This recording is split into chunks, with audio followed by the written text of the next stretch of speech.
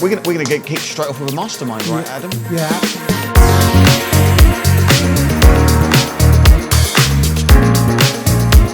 So who would like to kick us off? Right, okay. That was fast, right? That was fast for Nick. Jesus. Okay, Nick, how are we doing? Let's give Nick a big round of applause. We've just got the mic coming round. So speak into the mic.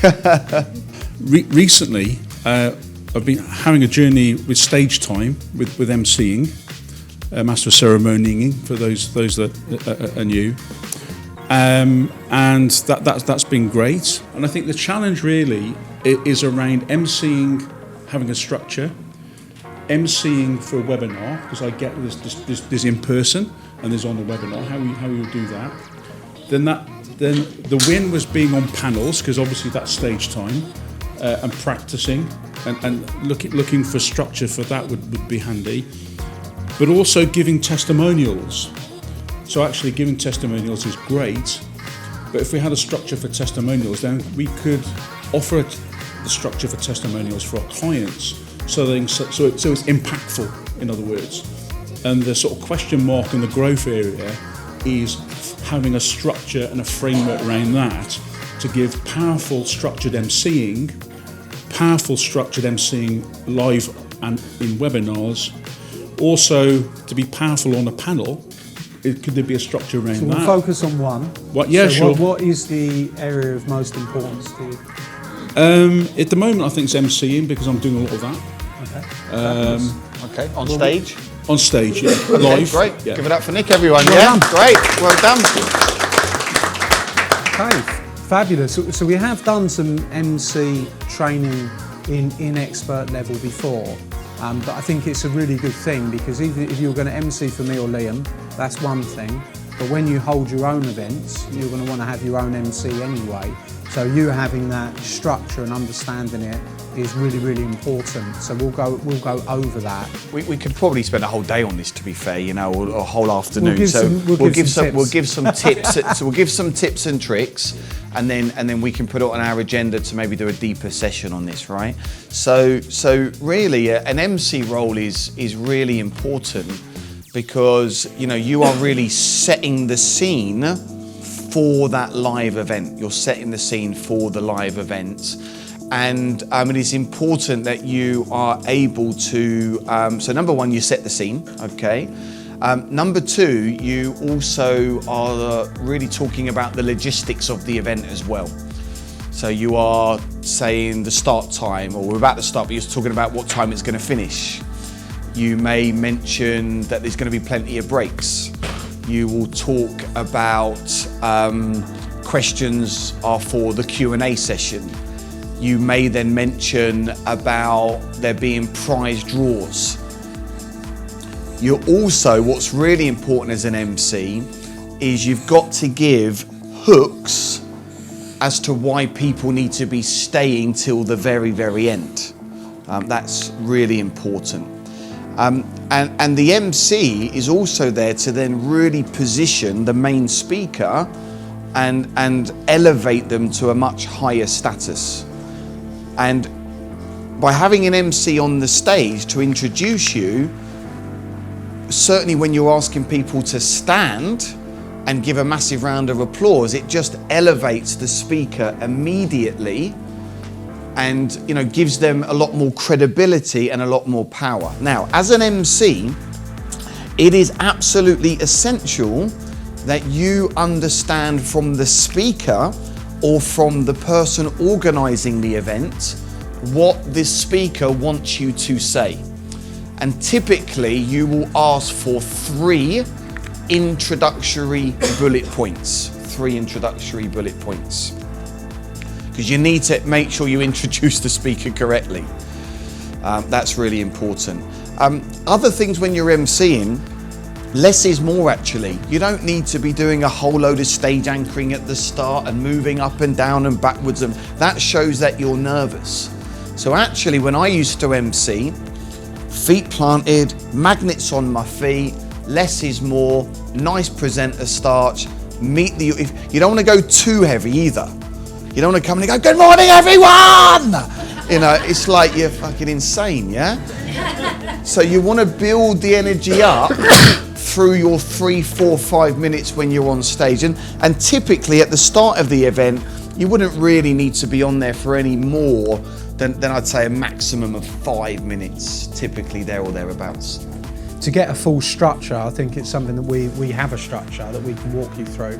I think the most important thing for me, if you're emceeing, is to sit down with the organiser of the event and ask the organiser of the event what style they want. That's the most important thing. So if you're getting an MC gig, the first thing you want to do is sit down with them, because what that does is it shows you're taking it seriously and it shows that you want to play to their rules. And that is what will get you invited back, because you're really integrating into their team. So I think sit down, ask them what they want, how they want this to go, and try and get their attention to actually walk through it. Now, the organiser of the event might be really, really busy, and if you've got lots of experience and you're trusted, it's kind of like get on with it. Because the first time ever, they're going to want to actually give you some guidance on what they said, what they want done. Now, people have different styles. I actually hate people standing up giving me a big round of applause to come in. I want the elevation, I want a round of applause, but I don't. But what I know, I sometimes don't like the standing up thing. Like, Liam likes that, and I understand why he likes that. I personally don't like that. So I think it's important for the person, whoever you are, to know what you want and what introduction that person wants. The second thing is the MC is setting not only the tone for the event, but also the rules for the event. So the tone is very, very important. This is the tone of the event, this is what we want. And I think the organiser should be able to then tell you and guide you on the audience, because you're going to have a different type of people if you were at a life coaching conference to an accountant's conference, right? So you've got two very, very different things. So explaining the tone, understanding who the people are. So your questions that you'd be asking the organiser is, hey, who are the people? Give me some insight as to who they are. You know, how do these events usually run? Is it a high energy style event? Is it not as high energy? And make sure you integrate into it, because so that way you're not in the right place. Now, the setting of the rules comes from the MC as well, because so setting of the rules, one other thing is its friend, partner, agent, which we'll come to in a minute. So the setting of the rules is like explaining basics, and the basics of mobile phones on silent, putting them away. It's really important. We don't want to affect anybody else's training experience. Now, one of the things about setting the rules is when you set the rules to a room, you are in command. And it means that the people in the room, it means that they've accepted their first command. So it means that you're then in control. If you don't set the rules, all of a sudden you haven't got command of the audience, and that can come back and bite you later. So when you say you set no rules and now it's time to fill in an application form, they'll be like, fuck that, I don't want to fill in an application form. Because they think they can get away with doing what they want, but they can't, they do what they're told. So setting of the rules is very, very important from the very, very beginning. And that should be mobile phones. We should also talk about WhatsApp groups, for example. Hey, look, we don't do WhatsApp groups. We don't want to disturb people's experience. We want to keep focused, and we want you to network, get to know each other. We want to keep focused on this training experience, this learning experience, and really framing what the 3 days is going to be about, creating the excitement. And then the other thing I would say is that friend, partner, agent. So the MC is the friend of the audience. The MC isn't doing any selling. So the MC is there to really, really love them up, get to know them, make them feel good, but they are non-threatening. So every time the MC comes on, they're not there to sell them. Every time the MC comes on, they're not there to push them. They're there to make them feel good. So what that does is that really allows, as the event progresses, the MC. So what we do, Ben is a really good MC, very, very good. You've seen Ben do it a lot of times. But we use Ben as the friend, partner, agent all the way through the training, make them feel good, make them feel good, make them feel good.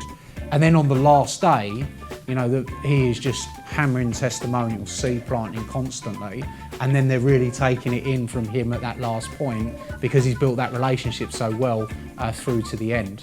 So it's like, I'm your friend, I'm here to help you, I'm here to make sure you have the best experience.